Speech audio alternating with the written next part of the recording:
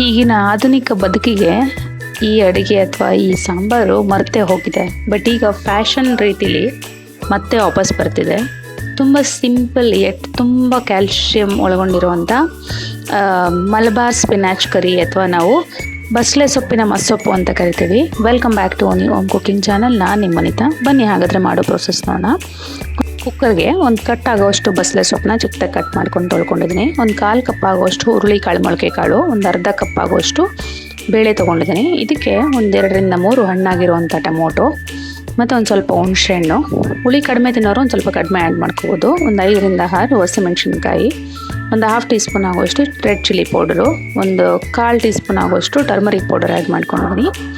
ಬೇಕಾಗೋಷ್ಟು ನೀರು ಆ್ಯಡ್ ಮಾಡಿಕೊಂಡು ಒಂದು 4ರಿಂದ 5 ವಿಸಿಲ್ ಕೂಗಿಸ್ಕೋಬೇಕಾಗತ್ತೆ. Medium to high flame adjust ಮಾಡಿಕೊಂಡು ಪ್ರೆಷರೆಲ್ಲ ನ್ಯಾಚುರಲ್ ರಿಲೀಸ್ ಆದಮೇಲೆ ಇದನ್ನು ಬೇಕಿದ್ರೆ ನೀವು ನೀರನ್ನ ಸಪ್ರೇಟ್ ಮಾಡಿಕೊಂಡು ಇದನ್ನು ಸ್ಮ್ಯಾಶ್ ಮಾಡ್ಕೋಬೇಕಾಗತ್ತೆ. ರುಚಿಗೆ ಬೇಕಾದಷ್ಟು ಉಪ್ಪು ಆ್ಯಡ್ ಮಾಡಿಕೊಂಡು ಕಂಪ್ಲೀಟಾಗಿ ಸ್ಮ್ಯಾಶ್ ಮಾಡ್ಕೊಳ್ಳಿ.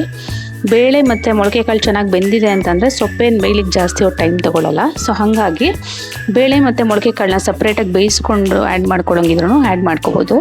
ಈ ರೀತಿಯಾಗಿ ಕಂಪ್ಲೀಟಾಗಿ ಎಲ್ಲ ಸ್ಮ್ಯಾಶ್ ಆಗೋವರೆಗೂ ಸ್ಮ್ಯಾಶ್ ಮಾಡ್ಕೊಂಡ್ಮೇಲೆ ಇದನ್ನು ಸೈಡಿಗೆ ಎತ್ತಿಟ್ಕೊಂಡು ಒಗ್ಗರಣೆಗೆ ಒಂದು ಟೇಬಲ್ ಸ್ಪೂನ್ ಆಗೋಷ್ಟು ಎಣ್ಣೆ ಆ್ಯಡ್ ಮಾಡ್ಕೊಂಡಿದ್ದೀನಿ.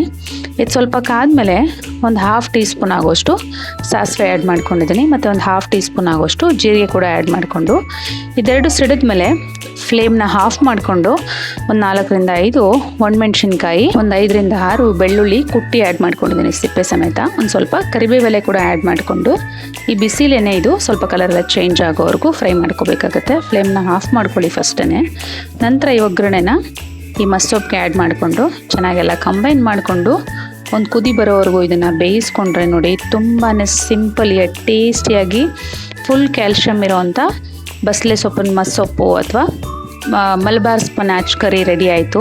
ಇದನ್ನು ನೀವು ಬಿಸಿ ಬಿಸಿ ಅನ್ನಕ್ಕೆ ಮತ್ತು ಮುದ್ದೆಗೆ ಸರ್ವ್ ಮಾಡ್ಕೋಬೋದು. ತುಂಬಾ ಟೇಸ್ಟಿಯಾಗಿರುತ್ತೆ. ಖಂಡಿತವಾಗ್ಲೂ ಟ್ರೈ ಮಾಡಿ ತಿಳಿಸಿ ಕಮೆಂಟ್ ಮೂಲಕ ನಿಮಗೆ ಹೇಗೆ ಬಂತು ಅಂತ. ಇನ್ನಷ್ಟು ಈಸಿ ರೆಸಿಪೀಸ್ಗೋಸ್ಕರ ನನ್ನ ಚಾನಲ್ನ ಸಬ್ಸ್ಕ್ರೈಬ್ ಮಾಡ್ಕೊಳ್ಳಿ. Thank you for watching.